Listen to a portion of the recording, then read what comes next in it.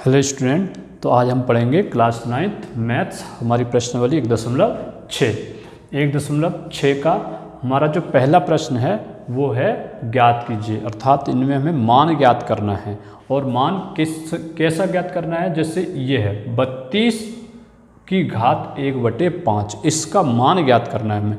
अर्थात इस प्रश्नावली में जो सवाल दिए गए हैं वो सारे घातांक के नियम के ऊपर हैं।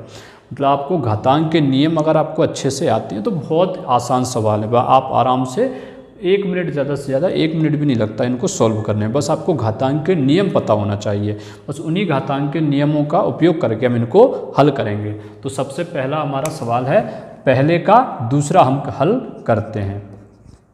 पहले का दूसरा, जो पहला सवाल है, पहले के जो 3 सवाल दिए हैं उसमें, तो पहले के जो सवाल दिए गए हैं उनमें हमें कोशिश क्या करना है कि जो घात चढ़ी हुई है, जो घात है, जैसे इसकी घात है 1/5, आगे संख्या कुछ भी हो, हमें घात में क्या देखना है कि नीचे कौन सा नंबर है।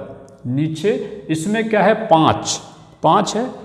तो पहले सवाल के लिए बोल रहा हूँ, सिर्फ जो पहले के रहेंगे, दूसरे और तीसरे के लिए नियम अलग आएंगे। इसमें हमें अधिकतर कैसा मिलता है, ज़्यादातर सवाल ऐसे मिलेंगे हमें कि जो घात पे जो नंबर चढ़ा हुआ है नीचे वाला, तो जो आगे हमारा हर रहेगा, ये जो रहेगा जिस नंबर पे घात चढ़ी हुई है, इसको आप उसी घातांक के रूप में बना सकते हो।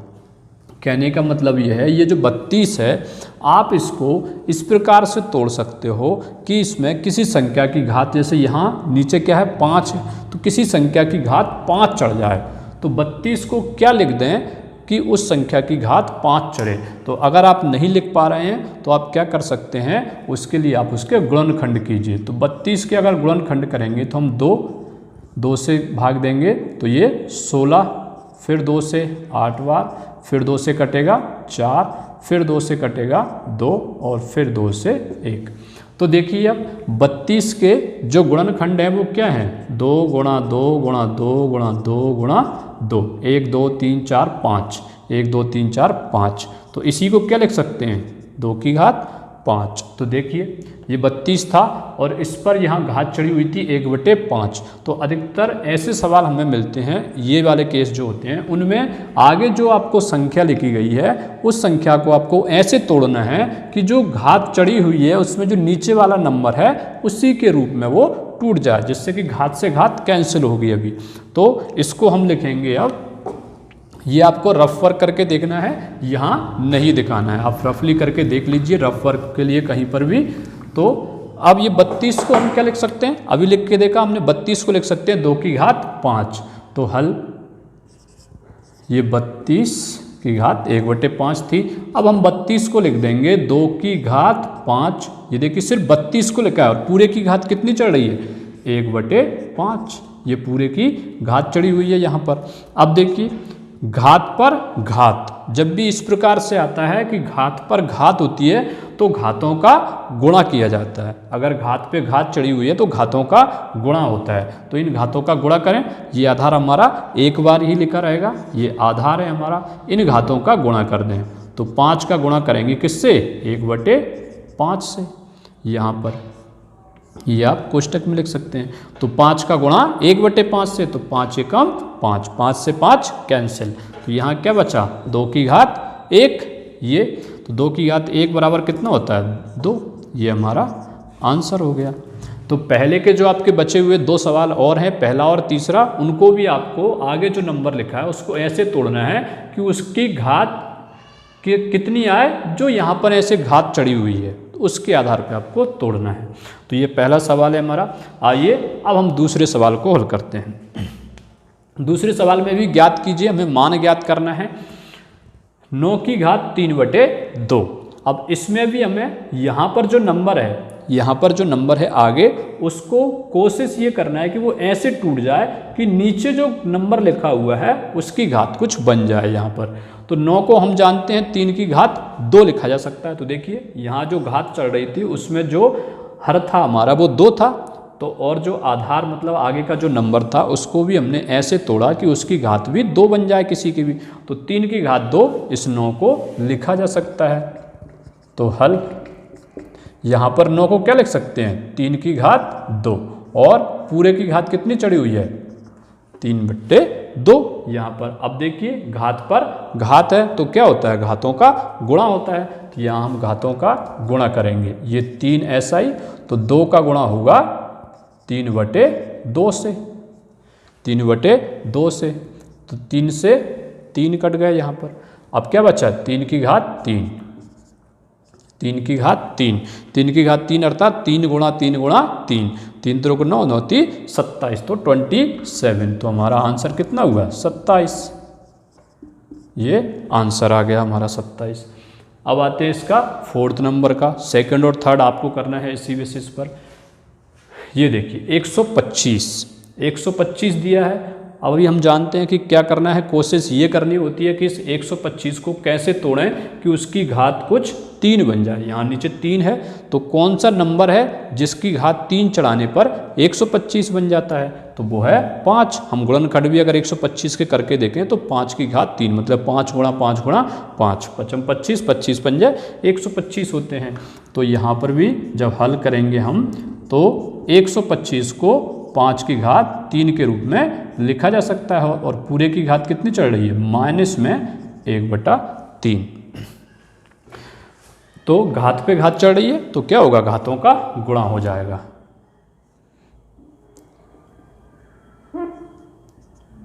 तो घातों का गुणा करते हैं, 5 SI 3 गुणा माइनस में 1/3, ये माइनस है इसलिए आप इसको कोष्टक में लिख सकते हो। अब देखिए 3 से 3 कट गया यहाँ पे, तो क्या बचा, 5 की घात -1। अब देखिए 5 की घात -1, अगर किसी संख्या की घात -1 चढ़ी हुई है तो उसका मतलब होता है उसको हम 1 के बटे के रूप में लिख दीजिए। घात को जो है, अगर इस घात को प्लस में बताना है, ये भी आंसर हो सकता है, लेकिन अगर हमें इस घात को प्लस में बताना है तो माइनस की घात अपॉन में मतलब बटे में जा कर के प्लस की बन जाती है। और उसके उल्टे अगर हम सोचें तो प्लस की अगर घात चढ़ी हुई है और उसको ऊपर ले जाना है उस नंबर को, तो वो माइनस में हो जाती है। तो इसको लिखा जा सकता है 1/5 की घात 1। अब 5 की घात 1, देखिए ये माइनस की घात 1 थी, तो जैसे ही 5 की घात 1, 5 की घात 1 का मतलब क्या होता है, 5, तो हम इसको 5 भी लिखा रख सकते हैं। तो 1/5 ये हमारा आंसर हो गया। बाकी इसके दूसरा और तीसरा आपको करना है। अब आइए सवाल नंबर 3, इसमें भी हमें ज्ञात करना है। तो इसमें थोड़ा सा हम लोग ध्यान रखेंगे कि जो घातांक के नियम होते हैं, घातांक में अगर आधार समान हो तो घातें जुड़ जाती हैं। थोड़ा सा मैं बता देता हूँ आपको। आधार समान हो, जैसे कि 2 की घात 3 है और गुणा में है अगर मान लीजिए 2 नंबर और 2 की घात 8 है, इन दोनों का देखिए आधार एक जैसा है तो घातों को आप जोड़ दीजिए। मतलब कि इसको लिखा जा सकता है 2 की घात 3 + 8, 3 + 8 11 होते हैं। तो गुणा में अगर आधार 2 नंबर गुणा में लिखे हुए हैं और दोनों की घातें एक जैसी हैं तो घातें जुड़ जाती हैं। और अगर यही नंबर भाग में होते, यहाँ पर देखिए ये दोनों नंबर गुणा में थे तो घातें क्या हुई थी, जुड़ गई थी। अगर आधार एक जैसे हों और भाग में नंबर दिए गए हों, बटे में दिए गए हों, तो घातें घट जाती हैं। जो हम इसमें करेंगे वहाँ समझ में आएगा हमें। तो इस प्रकार से याद रखना है। और घात पर अगर घात चढ़ी हुई है तो घातों का गुणा किया जाता है। और दूसरे एक और नियम हमने पढ़ा था कि अगर माइनस में घात है तो ऊपर ले जाओगे तो आप उसको प्लस में हो जाएगी, और ऊपर घात माइनस में चढ़ी हुई है तो नीचे ला करके उसको प्लस में कर सकते हो। जैसे अभी ये देखा था हमने इस वाले में 5 की घात -1/5 की घात -1 थी, तो यहाँ उसको 1/5 की घात 1 लिखा जा सकता है। जैसे अगर कोई सा नंबर है 7 की घात -3 है तो इसको आप 1 के बटे में लिख दीजिए पहली बात, और ये जो माइनस का चिन्ह है उसको प्लस करके लिख दीजिए नीचे। तो 7 की घात 3 ये इसको लिखा जा सकता है ऐसे माइनस की घातों को। तो ये घातांक के नियम आपने 6, 7, 8 क्लास में पढ़े हैं, और अगर नहीं रिवाइज किए हैं तो थोड़ा सा पढ़ लीजिए। आइए अब इसको हल करते हैं। थर्ड का सेकंड, 1/3 की घात 3 और पूरे की घात 7 होल पावर 7 है हमारी। इसको हल करेंगे। हम जानते हैं कि अगर घात पे घात चढ़ी हुई है, देखिए ये घात और इस पर भी घात, तो घातों का क्या होता है, गुणा होता है। और ऐसे अगर कोष्टक खोलते हैं तो दोनों के साथ में गुणा कीजिए आप। तो 1 की घात इस पर भी 7 चढ़ाएंगे और ये 3 की घात 3 है, इस पर भी घात 7 चढ़ाना है हमें। तो हल जब हम ब्रैकेट ओपन करेंगे तो 1 की घात 7 और नीचे 3 की घात 3 तो थी ही, तो घातों का क्या होता है, गुणा। मैंने बताया था अगर घात पे घात हो तो घातों का गुणा करते हैं, तो यहाँ पर 3 की घात 7 हो जाएगा यहाँ।